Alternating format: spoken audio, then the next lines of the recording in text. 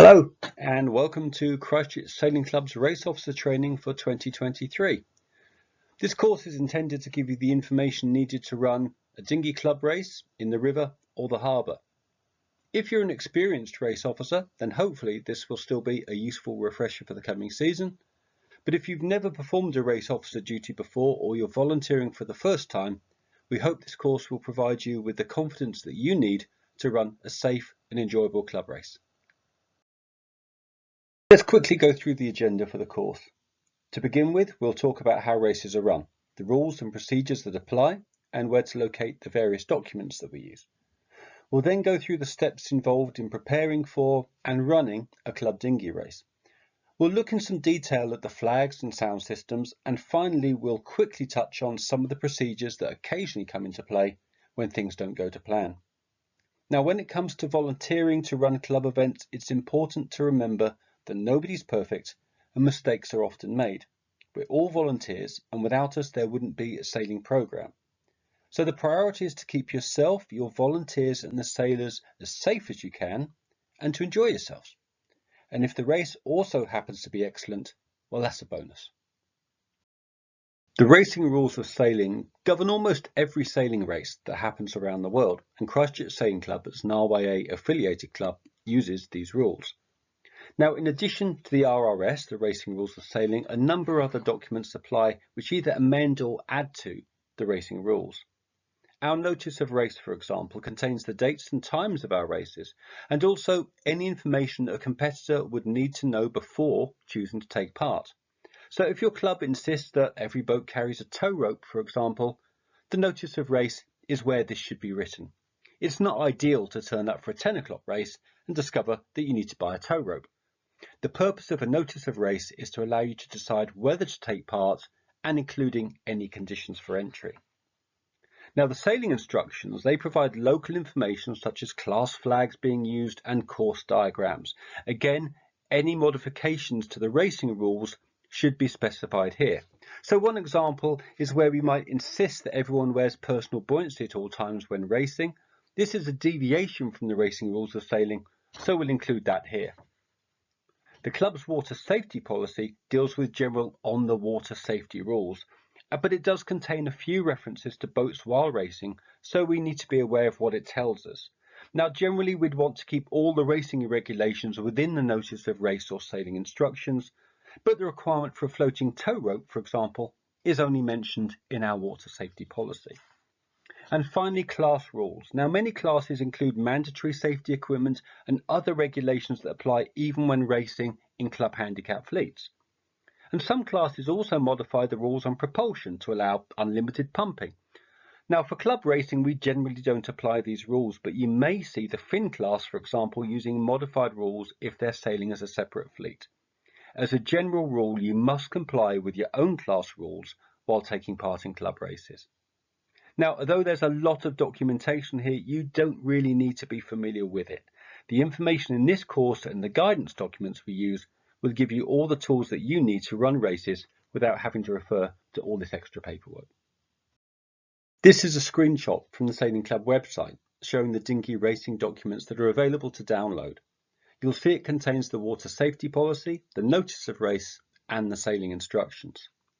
Also, under resources, there's further information on starting sequences, the flags, harbour marks, and other useful documents to help you either as a sailor or as a race officer.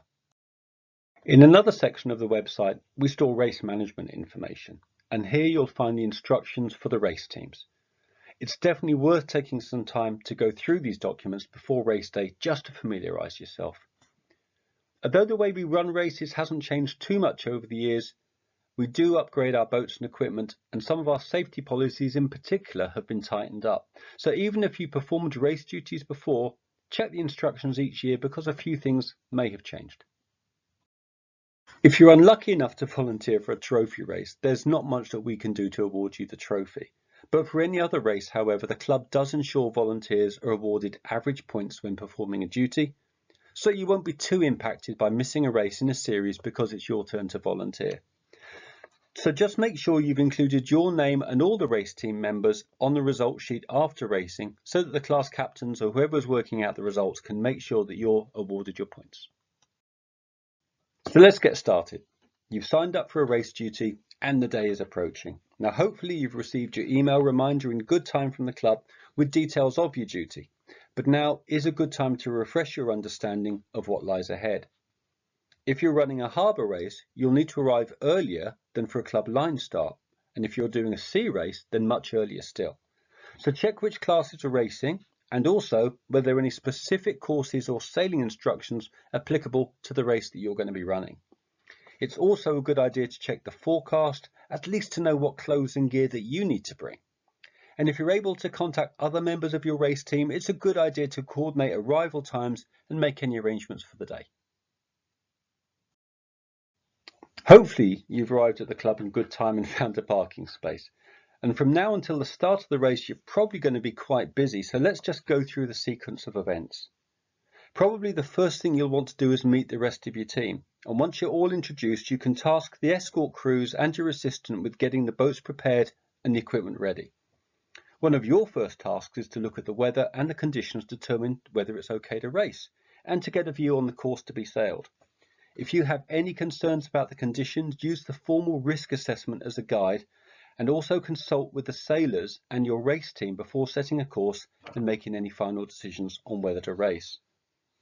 The course needs to be displayed no later than an hour before the start of a harbour race or 30 minutes before a club line start, so it's important that the race entry sheets are available and that the course is displayed. The fleets normally set their own courses, but they should agree with you on the position of the start and finish lines. So take some time shortly after arriving to ensure the entry forms are available and the course has been agreed. Once the course is displayed, write it down and take a copy with you. Also, take a couple of finish sheets and double check that you have all the equipment you need ready to go afloat. You're now probably about 45 minutes away from the start, so now is a good time for a final coffee, a comfort break, and getting ready to go afloat. The race entry time limit is 40 minutes before a harbour start, so you need to leave the entry sheets up until then. Sailors tend to sign on at the last minute or not at all, so it's worth reminding people to sign on before you take down the entry forms. Although you can accept late entries on the water, it's easier and safer if everyone has signed on before launching, so you know how many boats to expect. Now, boats will start launching about 30 minutes before the start of the race, and you should aim to leave no later than this. Ask the escort boat to be launched and standing by near the club as the fleet launches, while you head down the harbour to set up the start line. The escort boat should inform you once the last boat has launched, and then follow the fleet down to the race area. So a quick look at the race equipment you'll be using on the day.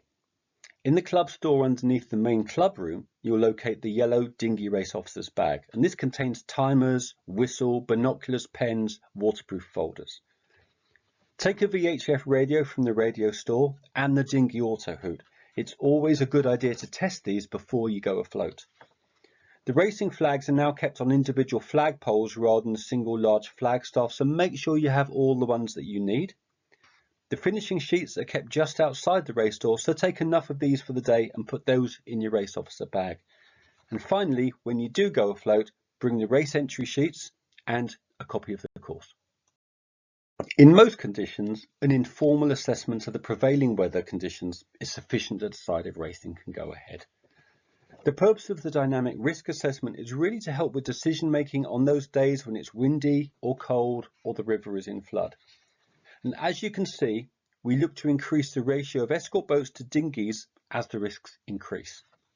Now, sailors are generally very good at assessing their own level of ability, and chances are not many of us will choose to venture out on those 20 knot plus days or when it's below 7 degrees centigrade. So the ratio of escort boats to sailors often fixes itself. If volunteers are available and the conditions are marginal, however, feel free to ask for a second escort boat to act as a backup. You can also consider cancelling some fleets or restricting the course area to a sheltered part of the harbour. One aspect of race management that people may find confusing are flags and sound signals. Now, if you've done some dinghy racing, you're probably familiar with signals, but let's take a closer look now at how we communicate with flags and sounds during a race. This diagram is from the days when we used a flagstaff instead of poles to display the flags. The flags we use for most dinghy races, however, are unchanged. Let's quickly run through them. At the top of the flagpole, we have an orange flag. It's to mark one end of the starting line. You display this when you're on station. In other words, you're marking one end of the line. The blue flag, also at the top, is to mark one end of the finish line.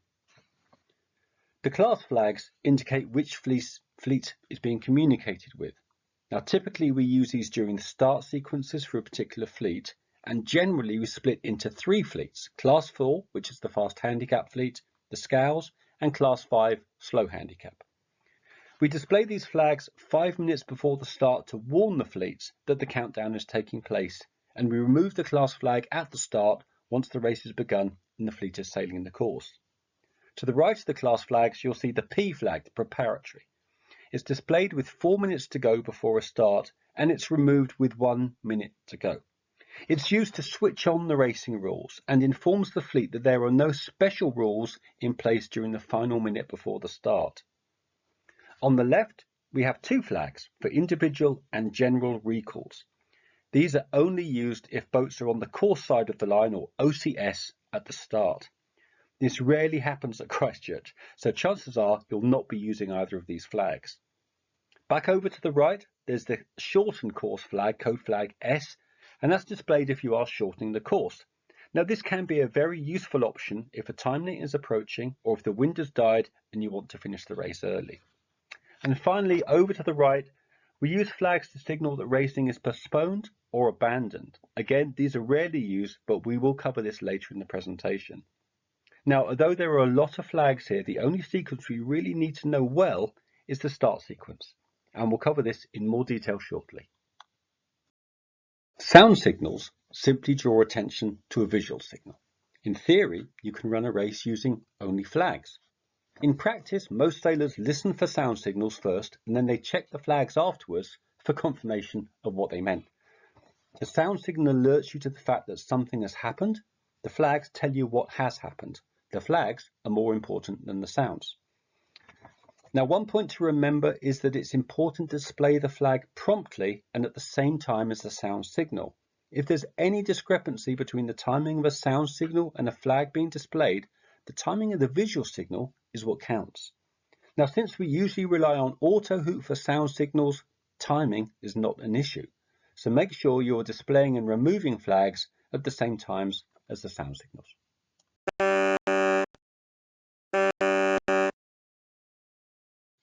Our sailing instructions contain some quite prescriptive time limits. We don't really need to be too concerned about them, but be aware we have a Mark 1 time limit that can cause problems for some boats, especially if you're setting a long beat to windward in light winds as the first leg of your course. Also be mindful of the race time limits if the fleet is struggling to complete the course after an hour or more of racing. Now, most sailors are happy to finish after about an hour, so consider shortening the course at a mark if you're concerned about an approaching time limit. If one boat finishes within the time limit, you may finish the other boats in the fleet even if they finish outside of the time limit. We're going to talk in a little more detail about the courses we sail in the harbour using the fixed racing marks. And this slide just shows the information that's provided within the sailing instructions about the way we organise harbour courses. Now, if you're performing a race duty in the river or using movable marks in the harbour, we're not covering this as part of the presentation, but more information about these courses is contained in the sailing instructions. As you can see from this slide, our sailing instructions contain information about courses, how and when they're displayed, and how they might be changed. Now, be aware of the time limit for displaying the course before the race. And that's why it's important to ensure that the course is posted in good time, at least an hour before the published start time for a harbour race. Changing the course once you're afloat is difficult, and generally I'd advise against it. As well as displaying flag L, you'll need to clearly display the new course so that the competitors can see it. I've sometimes arrived at the start to discover the wind has changed direction and the race officer shouted out a change of course to the competitors. Now, this is usually fine, but if there's any miscommunication and someone doesn't sail the new course, it could be the race officer's mistake for not following procedure, and the sailor could ask for redress. The SSSI exclusion zone isn't really an issue for course setting, but be mindful of it if you're setting a course that cuts through the exclusion zone. Boats need to stay outside of the yellow buoyed areas. These are the course boards outside the clubhouse doors. Above, you'll see the pins we use to show the locations of the harbour marks and the string we use to mark out the course. This is typically how we plan our courses, and the amount of string used is a good idea of how long a race will be. Once the course is decided, it's written on the whiteboard below. Although the fleets usually write their own courses, remember all courses should start and finish at the same marks. And the race team should make a note of the courses before going afloat. Remember, you'll be monitoring the fleet as they sail the course, so it's important for you to know where they're going. Another look at the harbour map showing the locations of our fixed marks. Now, a good course usually begins with a beat to windward and often finishes with a beat to windward. It's not necessary to do this for every race, although a good mix of beats, reaches and runs is ideal. Most harbour races aim to be between 45 and 60 minutes long. If the finish mark is rounded several times during the race, it gives you options to shorten the course if the fleet is taking longer than expected. In this section, we're going to take a look at setting start lines and running the all-important start sequence. This is probably the most tense part of a race for competitors and race teams, so we're going to try and keep it as simple and stress-free as possible. If you're running a club line start, you don't need to worry about setting a line as it's already fixed. In the harbour, however, your committee boat will form one end of the line and a fixed or movable buoy will form the other end. If you're starting with a beat to windward, try and anchor so that your line is as close to 90 degrees to the average wind direction as possible. Generally speaking, the more boats you have on the start line, the longer you aim to make the line. In practice, you'll probably be constrained in the harbour, so try to set a reasonably generous length of line given the amount of room you have to work with. We usually race with 3 classes, Class 4, Scows and Class 5. If your race has an all classes start or separate fleets for the fins or the 2-up cup, you'll need to use the other flags. A very useful piece of equipment that you may not have used before is the Autohoot. It's a pre-programmed countdown timer attached to the horns that we use to signal the start sequences. So in the next couple of slides, we're just going to take you through the basic operation of the Autohoot so you're familiar with it before you get to use it.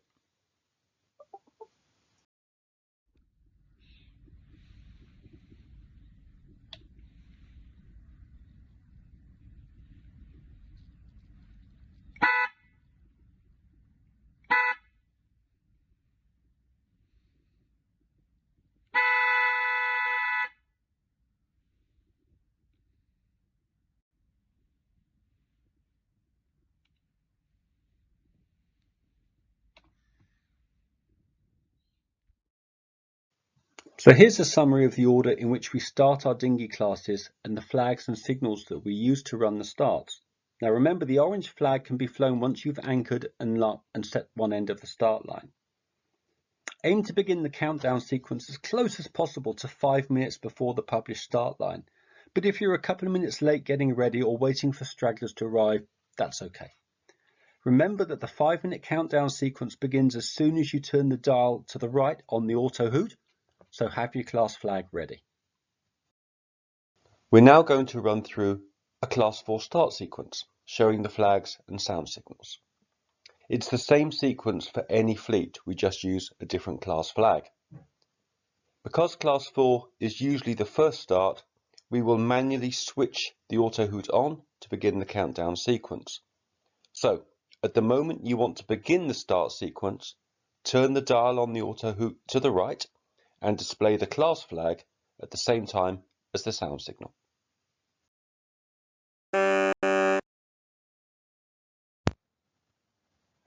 One minute after starting the countdown and raising the class flag, you'll display the preparatory signal. The competitors will be paying close attention to this signal to make sure their watches are set correctly for the countdown to the start. We only use the P flag for club racing, although other flags can be used. The preparatory signal switches on the racing rules, So any boats that were being towed or motoring towards the start, for example, must now be sailing in accordance with the rules. If the race team was moving any marks or adjusting the start line, once the preparatory signal has been made, no further changes are allowed. The Autohoot will automatically make the sound signal, so be ready to raise the P flag at the same time.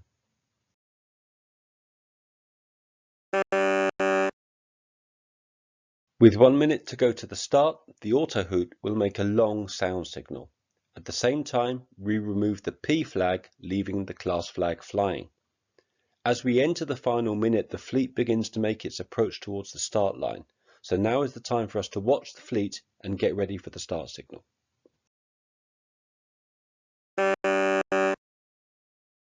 By the time you've made the 1 minute signal, most of the fleet will probably be forming a line or hovering a few meters back from the line. So someone on the committee boat should be ready to write down sail numbers and record any OCS boats at the start, probably from about the 1 minute signal onwards. Have your recall flags ready just in case any boats cross the line early. It's unlikely, but best to be prepared. And in the final seconds, watch closely as the boats approach the line. If another fleet, usually the scows after class 4, is starting afterwards, be ready with the scow class flag. You need to raise this at the same time as you lower the class 4 flag. And if the last class has started, you can turn the Autohoot dial to the left to stop the sequence from repeating. It's embarrassing, but it's not uncommon for another sound signal to be heard 1 minute after the last fleet starts. Don't worry, we've all done it. This clip is the race team's view of a start from last season. We had 30 boats racing and we were using a movable mark and a rib to mark the line. There were 3 of us on the boat, although 2 would be sufficient. Someone asked if they could come aboard to watch the racing, so we gave them some flags to hold.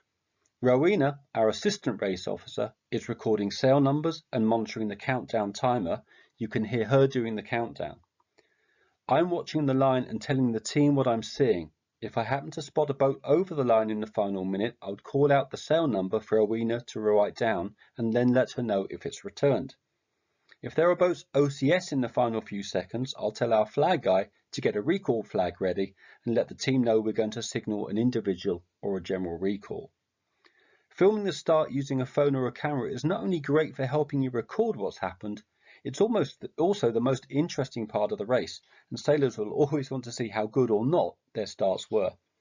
Now, as you can see, in this case, the start was uneventful and we were able to relax, enjoy watching the race. So I hope you enjoy this clip. 40 seconds. Looking good so far. Creeping down. Big bunch behind us. 30.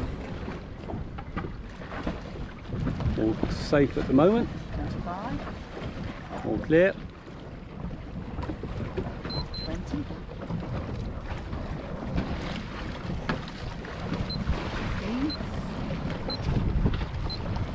10.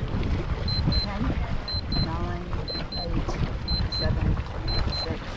5. 4. 3. All clear. 2. 1.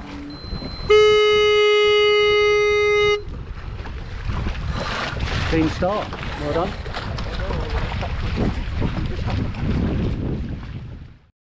After the start, hopefully the fleet threw away cleanly and you're able to relax and watch the racing for a few minutes. Before we break out the coffee and sandwiches, however, let's just remind ourselves of a few things to take care of during the race. You're still in charge of race operations, so although hopefully the sailors are taking care of themselves, you do need to remain aware of what's happening.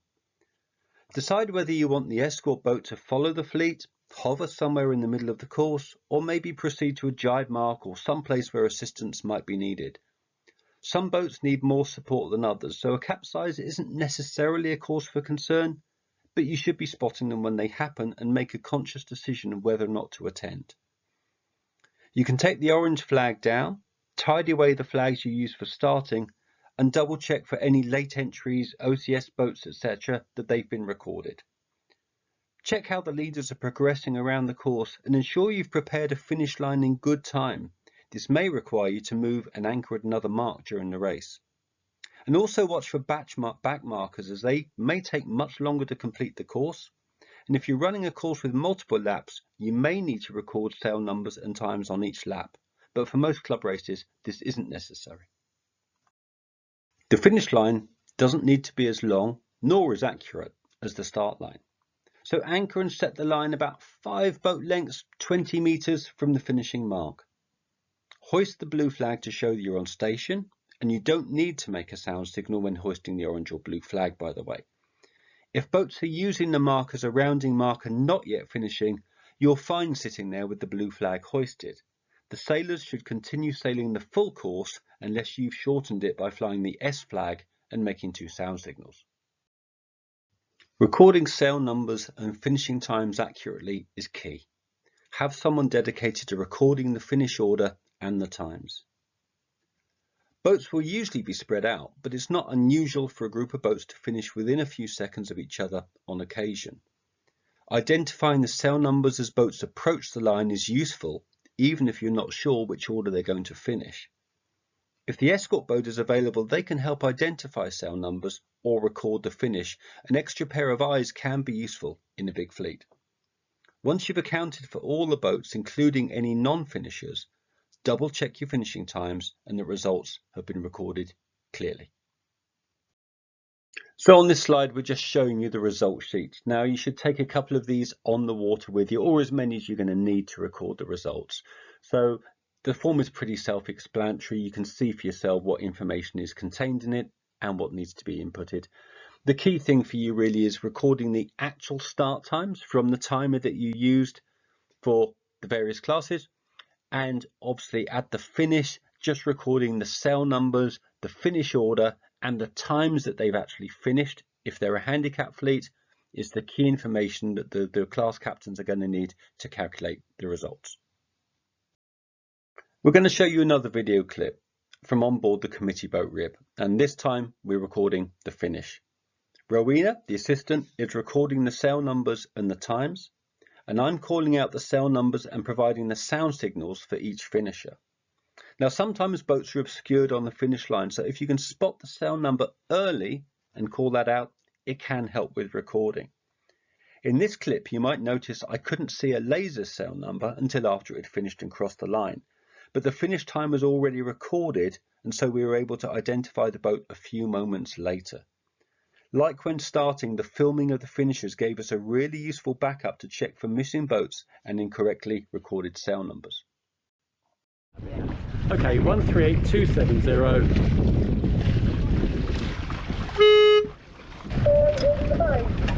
Okay, 2897. Okay, 649. And 204206 was the next one, the third beat. Well done. 5621 will be our next customer, the solo. Is the next one in line? That's Yes, yeah. 5621.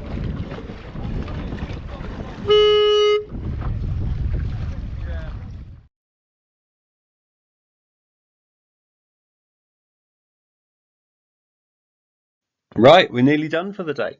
Now hopefully you've counted all the boats back across the line and managed to record all the finishers. Depending on the conditions, some boats may require help to get back to the club, so be prepared to offer a tow if asked. If you did have any missed finishers, ask the sailors back ashore if they can confirm what happened to the boat in question. Often the sailors will be able to tell you when someone finished or if they retired from the race. Once you're back ashore, complete the logbooks for the boats that were used and return any equipment to the race store. Finally, place the finish order sheets and the race entry sheets in the post box outside the club office. Don't forget to include the names of your team, especially if you're claiming average points for the race.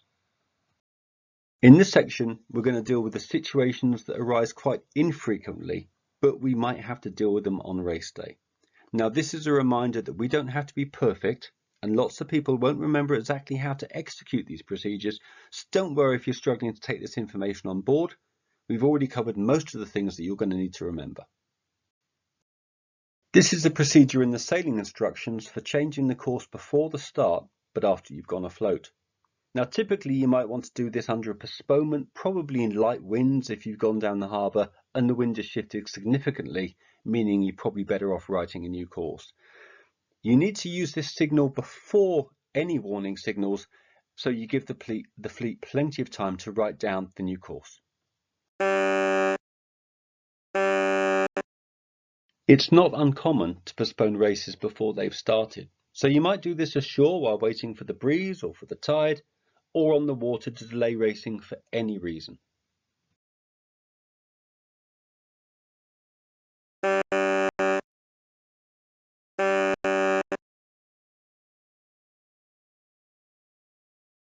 Here we're going to show you what to do if one or more boats are over the start line early. Now, if you can identify the boats that are OCS on the course side, you use the individual recall to notify them to return behind the line while the rest of the fleet continues racing. Just to note here that we don't use a sound signal when we take the flag down. It would only cause confusion to any fleets that's still in the start sequence or racing. You're not obliged to call out the sail numbers of the OCS boats or to tell them that they've restarted okay. Simply remove the flag once all boats have restarted or after 4 minutes if they haven't all come back.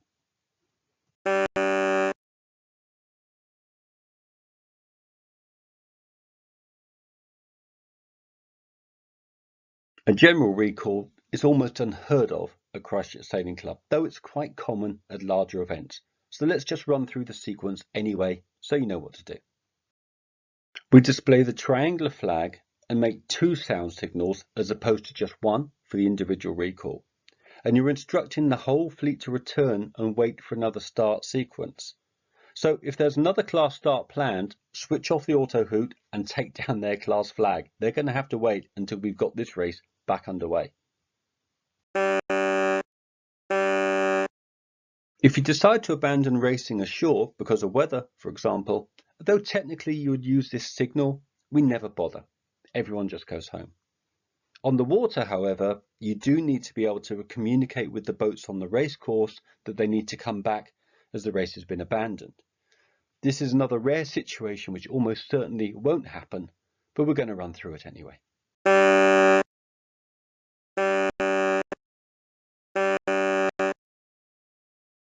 This procedure is contained in the club's water safety policy, so we're including it here because it might be required and might be used in an emergency. The signal is identical to the abandon and return to the start, except that the flag C is a signal for all boats to return to the club. Now, it's unlikely that all sailors will understand this signal, so be prepared to tell them that we're returning to the club.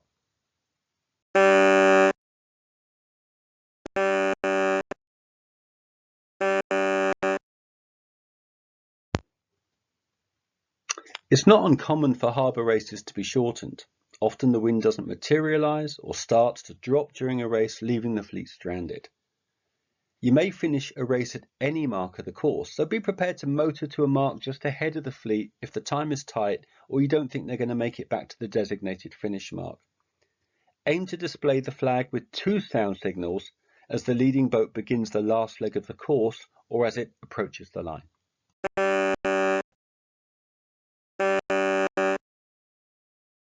If you recall, postpone or abandon a race for any reason, the same procedure applies for restarting the racing afterwards. So we're going to quickly run through this now. Now remember, the sound signal is alerting you to the flag, and in this case the flags are being removed. We're telling the fleet that we're nearly ready to begin racing because the delay is now over, and the warning signals to restart the start sequences will follow a minute later.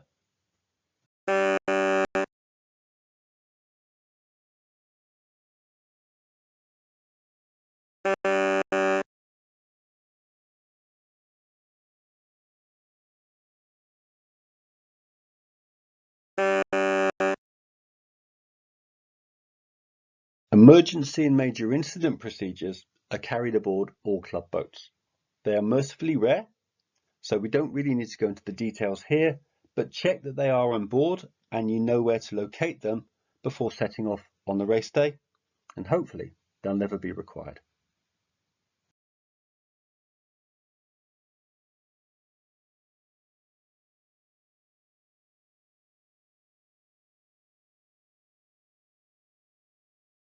If you got this far, to the end of the slideshow, well done.